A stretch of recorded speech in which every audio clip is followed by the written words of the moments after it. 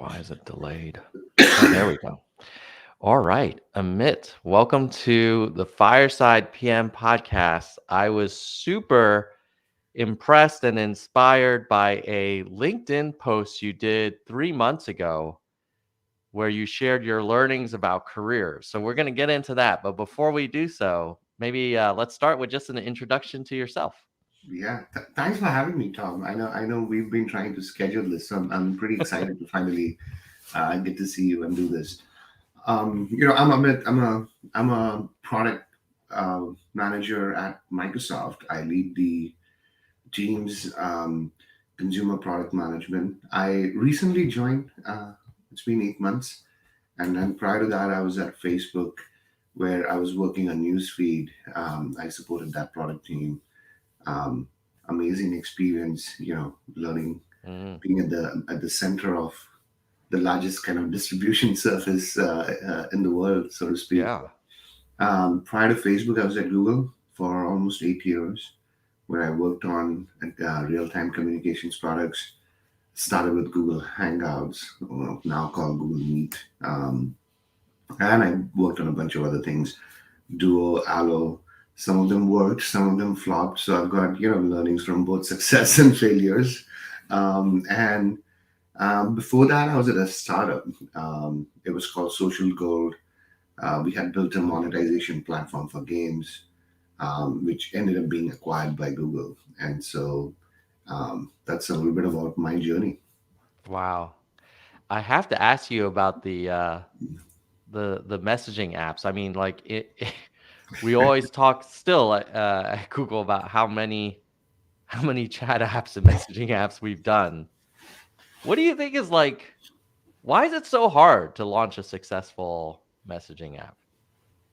For Google or for anyone else. Let's just say for anyone, since this is my private time, so we'll generalize it. But it seems like there's there's always many of them, and it's I never understand like, oh well, why did this one take off and others didn't? Yeah. I think, I would say there's two ways to look at this question. Because, if you, one lens will tell you there actually been a lot of successful communication apps, right? Facebook Messenger, Hmm. iMessage, WhatsApp. No. And there was a time when, how dominant WhatsApp was that it felt like all of the communication stuff was over. Mm-hmm. Then comes Snap and No. Discord, and Yeah. so I don't think it's been winner takes all kind of thing. And if you look at a Yeah. lot of the people's behavior, they use multiple messaging apps today. Messaging on Instagram is huge. Mm-hmm. So it's tough, but it's also not insurmountable. And then what I think has happened is it's almost more about what kind of use cases you enable and less about messaging as a utility, right? Mm-hmm. Messaging just happens to be a feature. It's just like what network you've built, what do Right. people come together for. And if that's differentiated, I think that works. But if Yeah. you try to do just yet another clone, which is what I learned doing Nano, right? Mm. It's not going to work.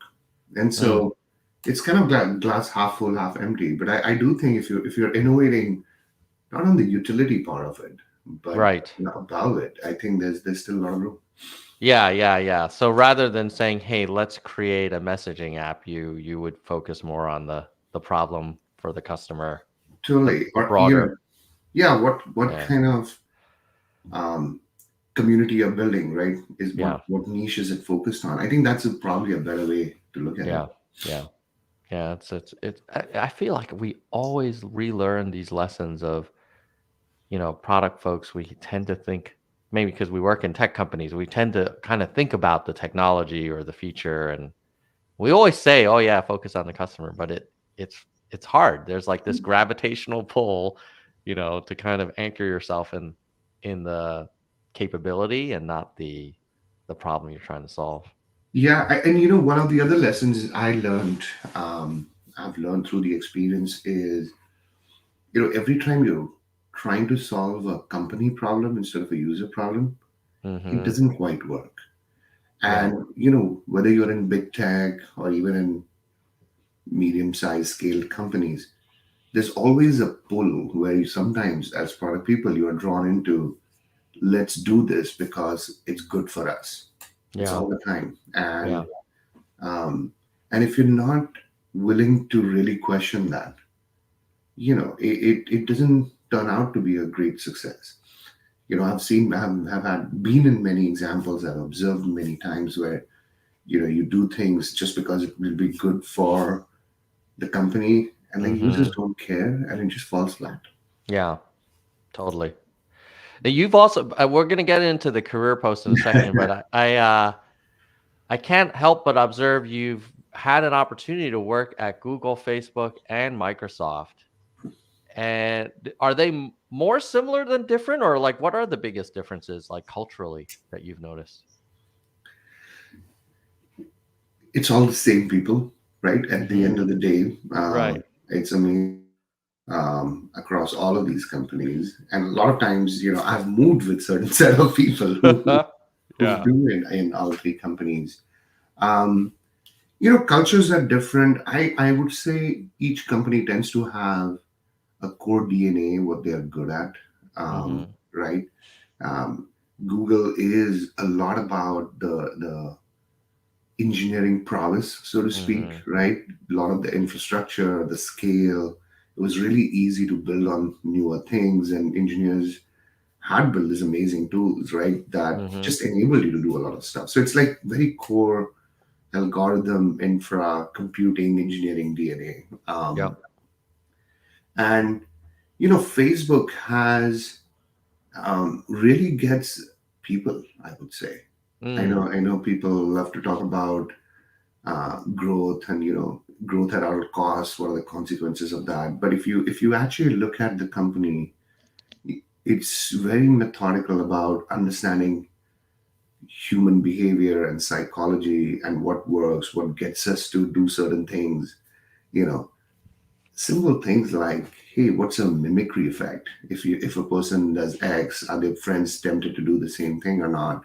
You Mm. know, thinking about products at that from that lens, that's something Facebook is really good at, right? So the core DNA is really Yeah. about humans and how things propagate. And Microsoft, in some ways, like very platforms company, right? A lot of the success was Yeah. just building these scale platforms, Yeah. Windows and your Office and Azure, and so it's a very platform first thinking, which is like how do you take something at scale? And so I would say in my I mean, obviously, there's a lot of other things these companies have, strengths and weaknesses, but the core DNA is very much anchored in some of those origins and strengths. That makes a ton of sense. Let's share this post, this famous post. Yeah, let's do Like what first, what inspired you to compose it before we go into the specific points? it. So I mentioned this in one of the comments. I was flying with my family on for winter break on the Uh-huh. flight. Um, and I just had some time. I opened my laptop, and I think some of these thoughts were swirling in my head, and I just put them down. You get into that flow state, and I just wrote it. Right. But I'll tell you what triggered it in some ways. The night before, I had a call with a person from another company. She used to be on my team, and she wanted some career advice. Mhm. And as I was talking to her and understanding her angst, um, I just really felt that, people, a lot of times, people I talk to think these things are very unique to them in their career. Mhm. You uh, should I make the change? What's the right path? Am I under level? Am I getting the growth opportunity? Like all of this angst that they go through. And I talk to a lot of folks that I, either mentor or are on my team, Mhm. and I see these same patterns, and which I've felt too, right? Like in different stages of my career. And so as I was speaking to her that night, I was like, man, it'll be good if people know that you're not alone in this. Everybody goes through this. This is normal, right? So that was at the back of my head, and when I Mhm. was had some free time, I just wrote it. Um, Honestly, I just wrote it in one go, and I felt good about it, and just posted it. And so, and people liked it, so it was great to see. Yeah, yeah, yeah. They definitely liked it. It has 1,000 comments, 1,300 shares. It's probably your most. I'm Oh, guessing yeah. was that the most kind of shared out post that you've done on Yeah. LinkedIn. So the first two or three points look pretty interesting. They kind of look related. Mm-hmm. That there's this kind of is it sinusoidal? Is that how it's pronounced? Like a sine curve, it goes up and down. Mm-hmm. Um, and you and the second point you say don't emulate. Talk a little more about that. Yeah. Let's start with the second point. I mean, I think there's just so many ways to succeed, and a lot of times, my career path has been I've zigzagged. I've been in a bunch of companies, and none of that has been by design. I there's no, like, I don't have a plan. I don't know what I'm going to do next. I'm enjoying right now at Microsoft, and I'll keep doing till I enjoy it and learn, and who knows what's next, right? Hmm. And so this notion that um, I am open to opportunities, to serendipity, and my path is just mine own. Um, is a very liberating feeling for me. Yeah, It worked, right? Because there's been people who I look up to in my career who've yeah, done things a certain way, and your mentors, and you know, I've not tried to emulate them, because then I'm actually, if you try to do things only a certain way, yeah, I feel it closes doors on just opportunity that comes by. So much happens here that's not part of anybody's plans. Whether in your current role, new opportunity, things don't go your way, and so just being open to it, saying like, "Hey, I'm going to I'm going to blaze my own trail. Um, I'm not going to predetermine it." I think makes you more likely to jump on those opportunities. So that's really what it was. that makes a ton of sense. I was chatting with actually one of my kids the other day, and we were watching a big like the Google I/O presentation. Hmm. And I said, "Oh, there's Sissy. She was a peer of mine when I was at Google the first time." And then they said, "Oh, so she what level is she?" I said, "Well, she's a higher level than I am." And I think in the old days, I would have been, especially earlier in my career, like right after business school, I would have been like, "Oh, this is a race. Like, let's see who can get promoted faster." And I feel so liberated now in that, like, absolutely want to reach my maximum potential and feel like I have a lot of exciting things ahead of me, but I'm not in that emulation mode. I'm not and it's so liberating. And I think it makes me more effective because like you can always feel that energy when people are kind of striving a little too much or a little too wound around the axle for, the next perf cycle or whatever. So It's yeah. so true, Tom. Another trap we all fall into is this notion of what success looks like. In terms of I have to be at a certain place by this age. You Mhm. know, or even looking at peers and saying, "Hey, we both started at the graduated at the same time," and Right. look at and I think those things are actually not helpful. We all know that, and it's human, right? We all do it. Yeah.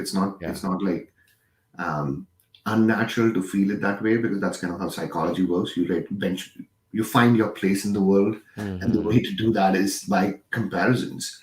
But I think if you let that drive you, um, you're just leaving so much opportunity on the table, and it's just not a recipe for happiness either. And I was there too. Like, I would look at, Mhm. hey, by 30 I should be here, Right. and as they say, the secret to happiness is to have low expectations, right? And so, if you have high expectations, you're constantly unhappy.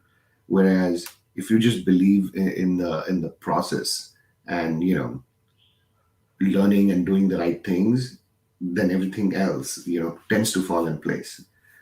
Anyway, I'm Yeah. not going to philosophical track here, but look, I think these are things that are, um, you know just being aware of Mhm. how you're going to feel in different points in your career, Mhm. and train to do what's core, what's in your control, and how to be happy and growing. That's really the secret. Yeah. No one knows Yeah. what the right way ahead is, right? So anyway. Yeah. I mean, and there are analogous situations in sports too. Like I coach my youngest flag football team, and I know that when he's trying too hard, he doesn't bring the same impact that he does when he's like in the flow and he's having a great time. And of course, he has to work hard, but there's that right amount of pressure to squeeze the ball when you're catching it. And if you're too into it, like, you're probably gonna bobble it, and if it's if you don't care, then, you have challenges too, but there is that sweet spot, and I feel like that happens at work too. You're absolutely right. I mean, I think sports is a lot of my way of my mental model. I draw a lot of analogies from sports because Mhm, I just think there's so many lessons in there. Um, and there have also been, to the point you were saying, um, bunch of studies on why some athletes choke in pressure mhm, situations, and why some of them tend to always outperform in tricky mhm, situations. And I think it's really fascinating, to see it how they manage expectations from yeah, themselves. yeah, And I think that's really has been the difference between athletes who are really good, but in critical moments, um, tend to underperform. And so I think it's fascinating to draw those lessons as we think about our own careers too. yeah, totally. I heard the story of someone who one time was, throwing the football around with Tom Brady, and they thought, "Oh, okay, yeah, I'll just kinda, it'll be fun." It was like, a holiday or something, and they were in the backyard, and he was saying how Brady, like, was basically saying, "Okay, well, let's make believe right now it's the 4th quarter, there's 12 seconds left, the end zone is right there, like, this is our 4th down," and how he was, like, kind of mentally preparing himself for these intense situations, and so that he could be calm and centered when it really happens. I just thought that was really neat. That's On amazing. Yeah. Yeah, on your first point, I want to make sure we catch this one. You said, "Don't let LinkedIn profiles fool you. Growth happens in the shadows of failure." Talk more about that. I mean, look, it's obvious, right? We all know that in some ways that you're going to have ups and downs, but people personalize those things as opposed to really understanding that it's part of everyone's journey. And I Mhm. and I thought, because what happens in, like, you tend to look at LinkedIn profiles, right? People who are, um, maybe from your own companies, the company you want to join, your colleagues, your mentor, whatever the set is, Mhm. Mhm. and people don't put their failures on LinkedIn, right? It always seems to Yeah. be. I mean, even if you look at my profile, Uh-huh. right? I it just shows this, like, pretty linear curve, Right. right? Yeah. GPM at Google, then director at Facebook, then going Right. to VP. But that's not the true story. There were times in all of those steps where I plateaued. I didn't do things. I didn't get the right opportunity. I Right. did things that didn't work out. There Yeah. was a lot of learnings, right? I don't Yeah. put that. And I think if you look at anybody's profile, it's chronological. Obviously, it Right. looks linear, Yeah. but that's not the entirety of the truth. Yeah. Okay. And so I always tell people that, and don't try to assume success is for you to have that kind of a profile. Mhm. When I wrote that, it's one of the things that happened after I posted this was a ton of people reached out to me privately, and messages, and talked about how some of these resonated with them, and a lot, and all of those things. But one I would say category of folks who reached out were women who had taken breaks in their career. Mm. Maybe for their family, Mhm. maybe other issues, and they were looking to re-enter the workforce, or they were Mhm. contemplating, hey, am I still marketable after so many years of not working? Mm. And the and that's one of the prime examples, right? Like it's okay to have these shifts in your career, and still have a rewarding career. Um, so anyway, that's what I was trying to get at. But I thought it was really interesting to see how much angst there is even today for Yeah. people to take a break in their career and to not do something and learn and go the off beaten kind of track and then come back in. There's still a little bit of a stigma, a little bit of a question mark. And so anyway, so um, that's what I was trying to say here. Yeah. No, it's great. And yeah, there's probably this inverse relationship. The least impressive stuff on some people's resumes is often where those people learned the most because they struggled, and it wasn't an instant promo, and it didn't all go perfect. Totally. Yeah. Growth is the biggest teacher. And that line about growth, it's just so true. It's just so true. When I look back for myself, I'm Yeah. sure you feel. Bill Gates has this quote that success is a lousy teacher, and it's so true, right? It's so true because Yeah. um, you know the best lessons are when you just really your chips are down and you're Yeah. really trying to understand and get better at certain things. So it's as true for careers as for companies, honestly, Yeah. right? Yeah. So it's Let's look at point three. At any given point, you will feel underrated or overrated, mostly the former. The feeling of being in the right role is fleeting, especially if you are ambitious. Get comfortable with that feeling. What were you thinking about when you wrote that? look. A lot of the angst I hear is, and this is widespread, at least in my observation. People I've talked to on my teams, on the people I mentor, um, this feeling that they're underleveled and whatever Mm, that might mean to them in that particular company. Um, and it is, I have noticed that for people who are really smart and ambitious, even once they get to what they perceive is being at the right level, mhm, in a few months after that, the angst comes back, which is to say, hey, like, how do I get to the next level? And I feel like I mhm, could do that job as well. And I've had so many of these conversations. I would just feel great if I got to a senior product manager and then they get to that. mhm, And then they're like, no, wait, I mean, I think I can do a lot more. So how do I get, so mhm, you're in constant thing. And I think if you let that angst overpower how you work and how you think, I think that's really not good for you. So that's really what I wanted to talk about here. That you have to be comfortable in knowing that you know it's okay to feel that way, yeah, but don't let it drive your decisions. And in the overrated side, I mean, there's this classic imposter syndrome, and mhm, a lot of folks go through that. I think a lot of execs talk about it, where you're like, hey, am I really getting this much respect? Do people really think I can, like, and it's really self doubt again, but mhm, in the opposite end of the spectrum. I've gone through that as well sometimes, where you are like, wow, people really believe in I can pull this off. mhm, You know, I'm not so sure, and I'm not so sure about it. And I think, and if you look at a lot of studies on imposter syndrome as well, it talks about how to handle it, how to pace yourself, how to think through it. Just being aware of both of these ends, and you're going to fall in one of these, and just being comfortable with that will go a long way. to make you happy, keep you happy. Totally. Yeah, the thing about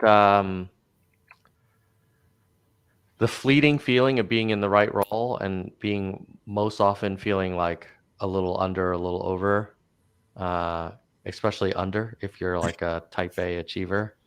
It Mm-hmm. reminds me, I there's this book, Positive Intelligence, and it's by let's see, Shirzad Shamin, and he talks about these like um, saboteurs that some people have, and one of them is the hyperachiever. Mm. And the pattern is like, if only you get that next thing, then you'll be good. And then the moment you get that next thing, it's like, okay, then it's n plus one and n plus one and n plus one. And so, yeah, I find a little bit of peace now knowing like, hey, it's a continuous journey. It's you're never gonna feel like, oh, okay, yes, mission accomplished. And just enjoy the ride, like keep So keep right. keep striving, of course, keep growing. But it's a hard lesson to learn. I think because so many of us got to where we are by being these hyperachievers that you it's kind of this thing that has served us well, but then can consume you too. You're so Yeah. spot on. Yeah. And it's not about not having ambition or drive, Mm-hmm. right? It's you want to have goals, and I appreciate people who have a lot of drive to succeed and get. Sure. Um, but if the point here is, if your ambition and your drive to and your angst to be ahead overpowers, it's like the most dominant feeling that you have. You're not going to do well, and you're not going to be happy. You're not going to have fun in the journey. Just being aware and just being comfortable with that feeling, that's really the key. It's not about not losing drive, and I want Mm-hmm. people to just feel, hey, everything is perfect. But I think just that awareness and handling that feeling and not letting it dominate every decision you make, I think that's the Mm-hmm. most important thing. Totally. Let's talk about this notion of catapult. Catapult is one of the most overlooked concepts in career management. Sometimes you have to take a step back, smaller role, company, comp, to amass learnings and growth so that you can move ahead with greater momentum. Look out for these catapult opportunities. Uh, Speak more about that, Amit. I my first time I left Microsoft, um, and I joined the startup. This was in like 2009, Mm, and I did that because I was like, hey, I'm going to learn so much. I'll give mhm, it 2 years, and let me think of this as going to business school. I would have done similar things in business school, spend 2 years, and if nothing comes out of it, 2 to 3 years, I'll go find another job, but at least the learnings will be there. mhm, And you know, um, it worked out great, right? It worked out great, and I had to take a pay cut, equity cut, because you mhm. go from Microsoft to a big company to virtual equity. You don't know how it's Yeah. what it's going to mean. Um, I was the only product manager in that startup, right? And so, because when I was at Microsoft, my whole goal at that time was like, how do I become a lead? How do I have a bigger Mhm, team? And then you just suddenly go to being just the single person. So that's my example, and I did that. I didn't think of it as a concept of catapult or anything. mhm, I was way younger in my career. I just did it because it felt right. I was like, hey, I have a lot of risk appetite right now. mhm, Let me just go step back, so to speak, because I'm going to learn a bunch. mhm, And that actually, in hindsight, was such a great call because I made myself uncomfortable. I didn't care about how whether I had a team or how big it was, money, any of that. I just said like I'm gonna learn a bunch and it's gonna come handy. I just had this gut that it's gonna come handy. And that's what precisely happened. It was a bonus that, we got acquired. The startup got acquired by a good. I mean, all the outcomes were really, really good. mhm, Um, anyway, so I always felt good about that call that I made. And then over the years, I also started observing this in a lot of people who successfully navigated. I mean, we all know about Cheryl's story, Sheryl Mhm. Sandberg, right? She had a massive role at Google when she was Mhm. there, and a big team, and all of that, a great trajectory in her career. And she took a step back. She took a chance on Facebook, which was just a startup at that point, really, really Mhm. small, uncertain in terms of monetization, right? In hindsight, it all feels simple, but at that point, when she made the jump, she didn't think about whether it's already making money or not, or like already path to success. There was a lot of question marks. But I'm sure if you actually read a book in her interviews, she talks about how she knew that even though she starts small, this could be big, and she could grow and she could learn. And so there are many examples like that. Um, and it's not that it always work out, right? That's Mhm. always a thing. But I think the learnings will always work out, Yeah. and your I think your openness to doing that is really important, and it's tougher as you are further along in your career, Mhm. right? Because you have always get used to certain size, scale, titles, compensation, and so then to step back, it actually requires courage, but it always works out in the long run. And I think most people, I feel like, should actually think about that as a tool Mm. in career management instead of that linear, like here's a ladder you have to climb. Think about like how do you accelerate your learning. So I actually really have been fascinated by this concept. I've seen a lot of people do it, who go smaller in order to learn and Yeah. come out on top. Yeah. Yeah, you take one step back to take Yeah. 2 or 3 steps forward. Yeah, and it's the catapult, like settling Yeah. action sounds like, hey, this is an analogy that I like, and Yeah. we all should keep in mind. There will be someone who will believe in you when no one else does. Someone who will give you opportunities that you didn't think you were capable of. These people are very rare to come by. When you find such people, stick to them, work with them.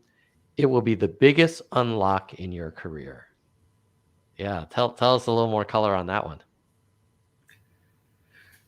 Call it a sponsor, an Yeah. ally, a mentor.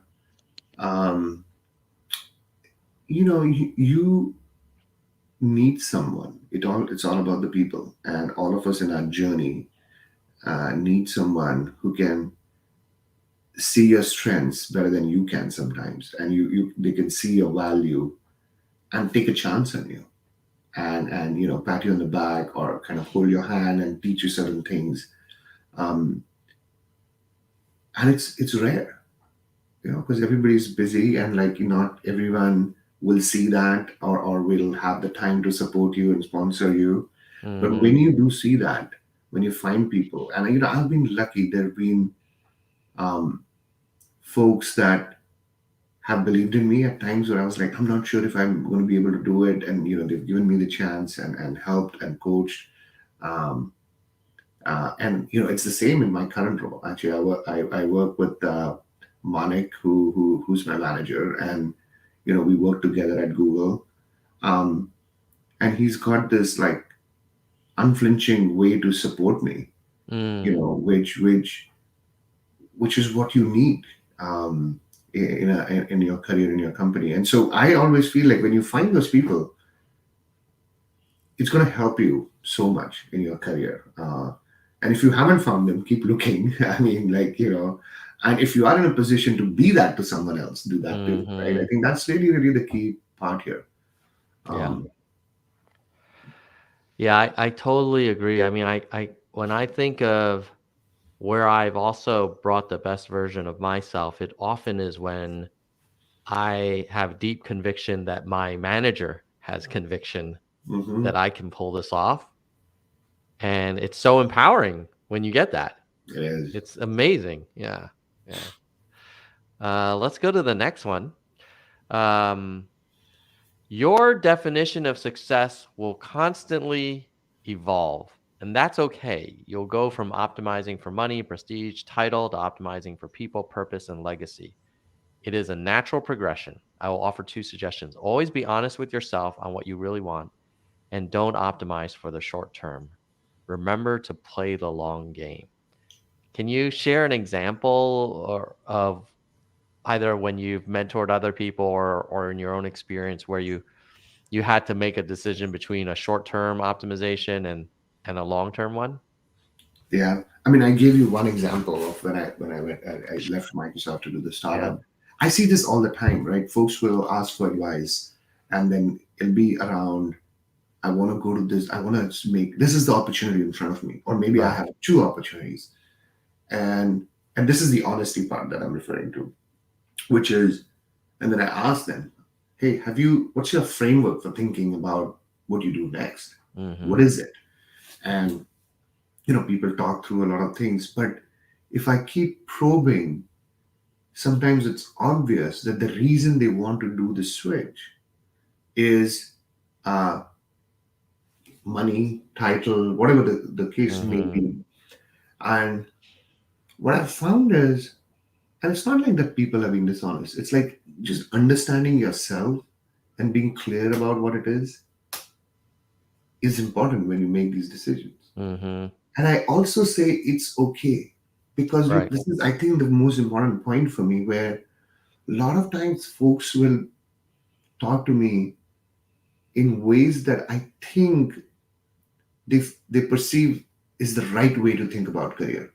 I'll give you an example, which is, I want to do X.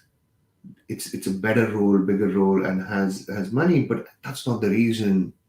I really wanted to learn this. Like they are Mhm. like kind of all over the place about their motivation, because they feel like if they come out and say, hey, I just got a bigger car, and at this point in my career, that's important. Here's the reason.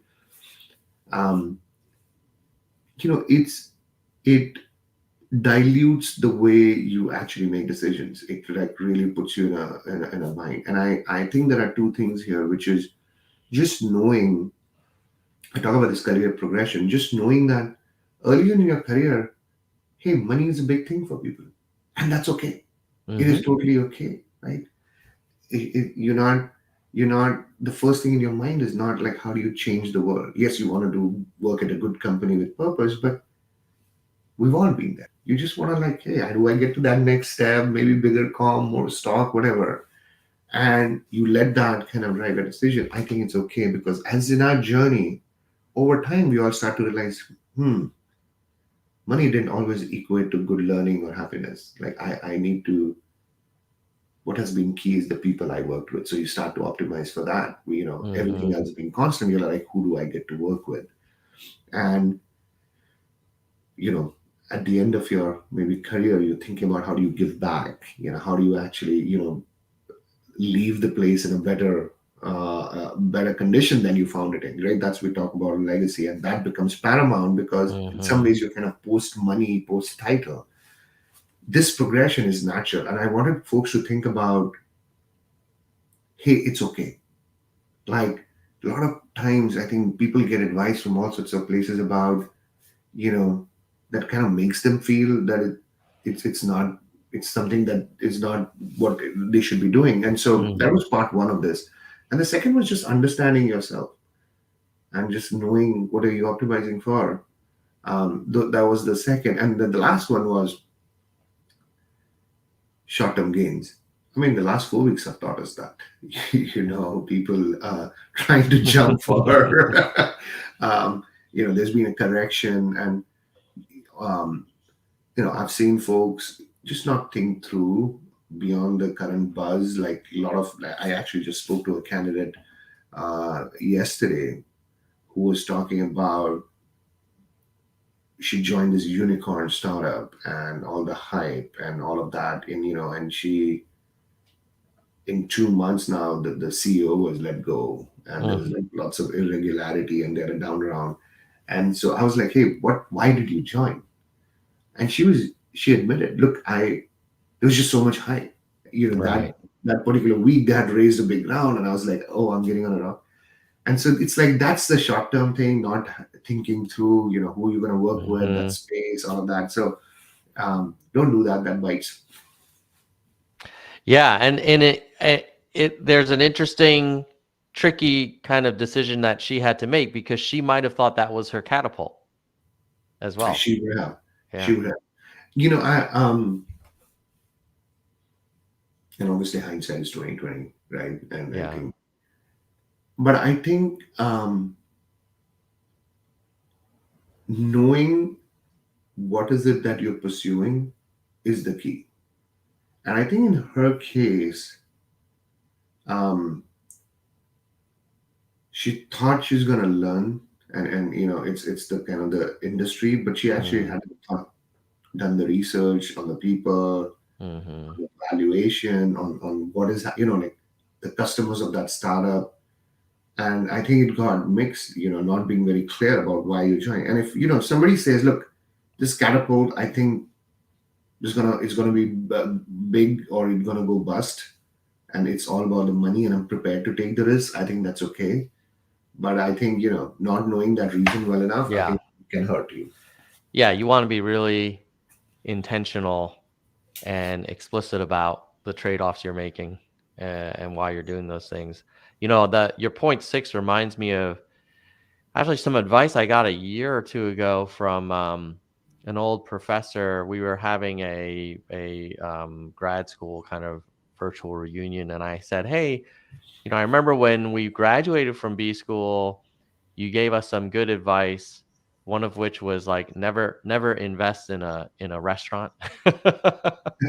um, and I said, now that we've been out and we're kind of in the latter part of our careers, what advice do you have? And he said, folks like you all, there is a risk of getting trapped into like a gold plated hamster wheel, and that you keep getting promoted, you keep working at great companies, but then your financial commitments grow too. Like you get bigger houses, you have more tuition payments and multiple cars and all these things. And he said, just be careful because it puts a lot of pressure on you to constantly be growing in your Hmm. career. So true. And it removes some flexibility if you wanted to do something down the road around legacy that isn't in this ladder, because you just sort of like you're super financially successful, but you're actually living from grant to grant. Um, and I just thought that was really helpful to kind of keep that in mind. That is so true. That is so true. And it's I think the companies go through the similar thing as well. In fact, it's a little bit opposite, right? Like your risk aversion gets lower when you're more successful, because you just have to Hmm. protect what you have in Right. some ways, right? It's like Yes. your product line, whatever is working, and it's like that for maybe us as well. You Yeah. kind of become successful, and then you invest in just protecting it. And anyway, so fascinating. Yeah. Well, admit, I know we said we'd only go for half an hour. It's been 45 minutes, and the time flew by. Any other sort of point seven or any other things that you want to underscore before we wrap up? It's been super great to hear from you. No, hey, first of all, thanks for having me. It was fun, Tom, to connect with you and talk about this. And one of the things I've been thinking about is just like how do we think about process and the journey, and sports has this. We talked about sports analogies, and sports has this great way coaches teach you, right? Like where it is really about not the destination, but putting in the practice and doing it in a Hmm. repetitive way, and like how to derive joy out of that. I think that's something I think about in careers as well. So, um, enjoy the process and don't be in a hurry. That's the prize. Don't be in a hurry to get somewhere. I love it. Love it. Oh, we got one live question before we wrap up from Mo Chebley. Great post, and thanks for being on the podcast. How do you evaluate the need for self actualization and fulfillment when making career choices? How do you know if you're going to be on a path to get that? Wow, this is a deep question, Mohammed. I'm not sure. have an answer on the top of my head. Um, I think fulfillment is personal as well. Um, Increasingly, if you think about career, family, health, all of these vectors or dimensions that you have to balance in your life, and what trade-offs you're willing to make, and what gives you the joy. I think it's almost very like it's personal, and just like Hmm. for each one of us to say what are the boundaries across each of those. How much am I willing to sacrifice? Because there's only finite time, and if you're in one extreme of like any of those dimensions, right? Career, family, health, others suffer. And so, for each one of us to really understand what gives you most joy, what gives you fulfillment, and how to balance that, that's the trick. And, if you don't do that, it catches up later on. Yeah. I often tell people, uh, remember, don't forget about the mission of the company, the people, and the culture, and don't over index on title and comp and number of heads reporting to you or whatever. Like that stuff is fleeting. So true. Right. Well, Amit, have a great weekend. Thank you for coming on the show, Thanks, and Tom. hopefully we'll have you on again and continue the conversation in the future. Thank you, Tom. Thanks for having me, man. You You bet. have a Take good one. care. Bye. Bye.